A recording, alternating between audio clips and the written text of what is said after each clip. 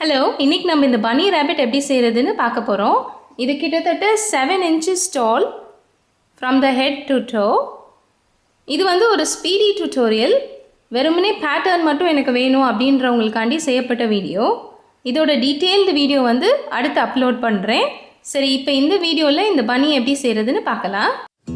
பன்னியோட ஹெட்டை crochet பண்ணலாம். பேட்டர்னில் கொடுத்துருக்குற மாதிரியே கண்டினியூஸ் ரவுண்ட்ஸில் க்ரோஷே பண்ணிகிட்டே வாங்க. அதுக்கப்புறம் ரவுண்ட் 10 and 11க்கு நடுவில் ஐஸ் அட்டாச் பண்ணிடலாம். அதை பண்ணதுக்கப்புறமா மீதி ரவுண்ட்ஸை க்ரோஷே பண்ண ஆரம்பிக்கலாம். அதுக்கப்புறம் ஒரு 5 ரவுண்டுக்கு சுற்றி சிங்கிள் க்ரோஷே தான், எந்த இன்க்ரீஸும் கிடையாது. சுற்றி சிங்கிள் க்ரோஷே 42 ஸ்டிச்சஸ் போட்டுட்டு வாங்க. இதுக்கப்புறம் நம்ம டிக்ரீஸ் ரவுண்ட்ஸ் தான் போட போகிறோம். அதனால் கொஞ்சம் பாதி அளவுக்கு ஸ்டஃப் பண்ணிவிட்டு பேட்டர்னில் கொடுத்துருக்கிற மாதிரியே டிக்ரீஸ் ரவுண்ட்ஸை போட ஆரம்பிச்சிடலாம்.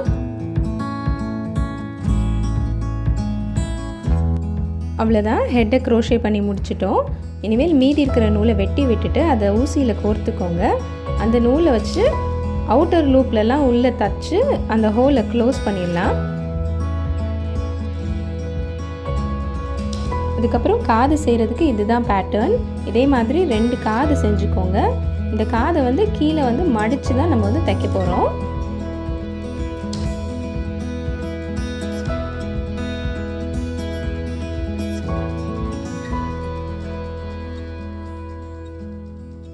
அடுத்து பன்னியோட காலும் பாடியும் நம்ம ஒரே பீஸாக தான் க்ரோஷே பண்ண போகிறோம். காலிலேருந்து க்ரோஷே பண்ண ஆரம்பிக்கலாம். 2 கால் செய்கிறதுக்கு இதுதான் பேட்டர்ன். ஒரு கால் செஞ்சுட்டு நூலை வெட்டி விட்டுக்கோங்க, முடிச்சு போட தேவையில்லை. அடுத்து 2வது ஒரு கால் செஞ்சுட்டு அதே நூல் வச்சு பாடி க்ரோஷே பண்ண ஆரம்பிச்சிடலாம்.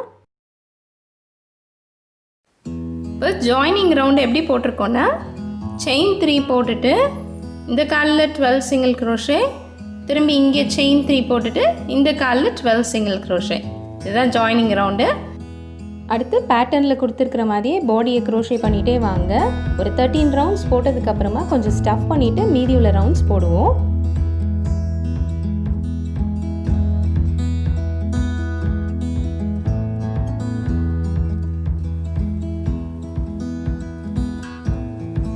ஃபஸ்ட்டு காலுக்குள்ளே நல்லா டைட்டாக ஸ்டஃப் பண்ணிடுங்க.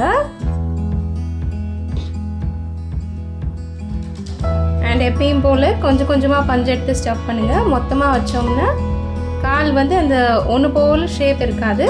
கொஞ்சம் கொஞ்சமாக வச்சோன்னா தான் நல்லா நீட்டாக இருக்கும்.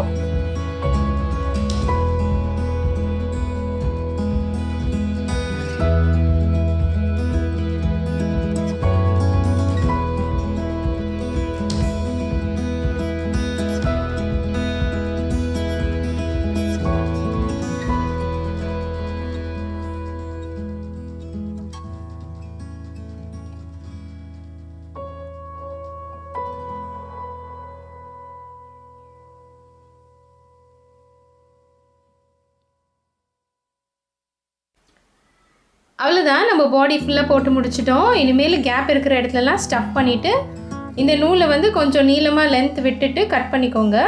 இதை யூஸ் பண்ணி நம்ம அப்புறமா ஹெட்டை தைக்கிறதுக்கு வேண்டியிருக்கு. கை போடுறதுக்கு இதுதான் பேட்டர்ன். இதே மாதிரி 2 கை செஞ்சுட்டு வாங்க. நான் கையை ஸ்டஃப் பண்ண போகிறது இல்லை, ஏன்னா ஸ்டஃப் பண்ணேன்னா கை 2ம் நீட்டிட்டு நிற்கும். I don't want that. I want my hands to lay down. அதனால ஸ்டஃப் பண்ணாமல் அப்படியே தைக்க போகிறேன்.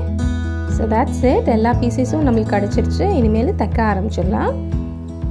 அவ்வளோதான், ரேபிட்டை ஃபுல்லாக தைச்சி முடிச்சாச்சு. And it's all done. அடுத்து இந்த ட்ரெஸ்ஸோட பேட்டர்னு இன்னொரு வீடியோவில் போடுறேன்.